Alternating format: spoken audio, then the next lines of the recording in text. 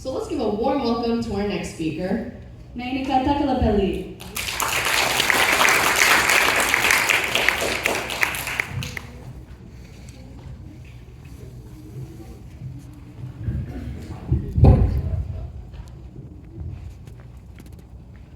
Last summer, my family and I went on a trip to the mountains. We were driving towards the mountain peak to see the beautiful view, and I was so excited to take in the stunning scenery. As we were driving, I felt the cool, fresh mountain air blowing into the car, and I could tell that we were in for an amazing day. But however, as we got closer to the top, we suddenly lost GPS signal. We found ourselves at a crossroads with no clear idea of which way to go, and I could feel myself starting to get a bit anxious. After a moment of hesitation, my family and I decided to make a guess and choose a random path. However, after a few minutes of driving, we realized that we had taken the wrong turn, and were now in a completely different location than we had planned. But still, we decided to make the most of the situation and explore the new area. It was actually not that bad. We even found a hiking trail that led to a hidden waterfall, which turned out to be one of the most beautiful spots I had ever seen. Similar to the situation, in our lives, we find ourselves at a crossroads, where we have to make important decisions that would leave a significant impact. Think about the times you faced that difficult decision that made you feel like you were standing at a crossroads. Maybe it was choosing a college major, or deciding what job offer to take. Those were just a few examples. Life crossroads could be whether you're choosing a career, a place to live, choosing the right school, or even choosing an elective. These decisions could be made by ourselves or by others, like parents and teachers. Let me tell you a decision that was made by my parents that affected my life. When I was just a little toddler, my parents had to decide whether we would live in India or the United States. They chose the US, and so I started my education here, made new friends, and here I am. That decision my parents made ended up shaping my entire life. Until middle school, most of the decisions were made by others, like parents and teachers. But after that, we're starting to make most of the decisions by ourselves. For example, currently I'm at a crossroads.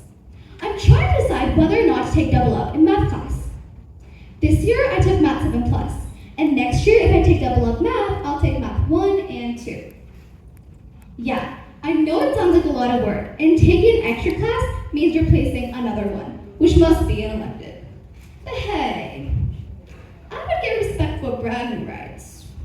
I'll have to think about that. So, now I want to ask everyone, raise your hand if you often feel anxious during a crossroads. Okay, a decent amount like I expected. Now the problem is when making decisions, we don't know what the outcome will be or how it will affect our lives. This lack of clarity and predictability can often create anxiety because we worry about making the wrong decision or facing negative consequences in the result of our choice. What you can do is instead of seeing the situation as a threat or something to be feared of, try to take it positively. Try to understand what you're going through. Gather as much information as possible about your options before making a decision. This can help you feel more informed and prepared to make a decision, which can reduce anxiety. While some crossroads can be complex and difficult to navigate, others can be relatively simple and straightforward. But no matter how difficult the decision is, we must find them as opportunities that lead to success. And this leads me to talking about how we can deal with these situations. At a crossroads, we must carefully weigh our options. We must balance the benefits and drawbacks, delve into our passions and interests, and choose the route that best supports our values and ambitions. It's a process that calls for self-reflection, courage, and determination. So to make life a little less chaotic, I will give you 5 suggested tips to deal with these situations. Number 1, make sure the decision you make won't hurt other people. Remember, what goes around comes around, and you don't want to be negative.